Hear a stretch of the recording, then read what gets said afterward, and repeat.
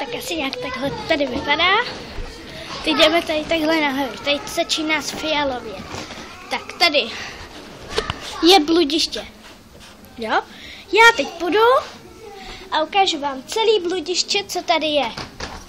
Teď jdu takovou žblázou. Tak a teď projdu mezi takovejhlema točícíma krajcama. Tady taky akorát, že je to takhle. Tady je takovejhle tunel. To se takhle projde. Jsou takové kostičky. Tak teď jdeme v tunelu. Tady je docela tma. Abych pravdu řekla i sama. Tak.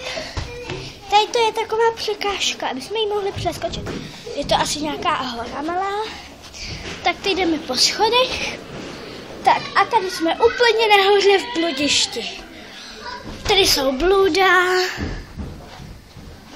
No a tady to je celý bludiště. Ještě vám to budu ukázat dolů. Já abyste viděli, že fakt je to třípatrový.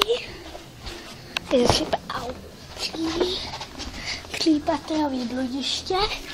Takový překážkový. Teď jdu zajít. Au. Po těch schodech dolů.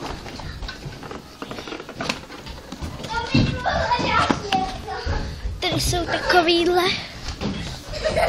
Dej mi je! Dej mi je! Dej mi je! Točící tady ty. Tady jsou takový ty hory.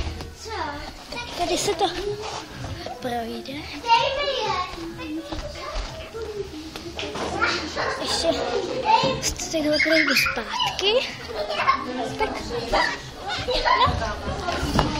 Tady je kouzečko. Tak. Teď pojedu. Teď jdu ještě takhle tady. Takovýmhle bludištěm. Tak tady se teď zhoupnu. Tady je takováhle houpačka. A zhoupnu se. Jo. Tady jsou takový točící pásy. A ještě poslední atrakce. Je tady trampolína. To je všechno nejlepší. Tak toto je celý bludiště. A říká se, ještě vlastně ne. Ještě počkejte. Já jdu ještě nahoru do bluda. Ještě musím jít nahoru do bluda. Teď jdeme po velkých schodech nahoru. Takových hebkých, chlupatých. Tak. To je to. Dávejte pozor. Tady jsou takhle skřínky. Jestli jdeme takhle do takovýhleho špajzíku, kde se takhle rozsvítí fialový světlo. No a když vlastně vylezete, tak se to nějak zhasne. Ale musíte. Tak. Tady je bludo ze zhora, to asi moc neuvidíte. Máme trampolína. Tady jsou takovýhle houpací kachny.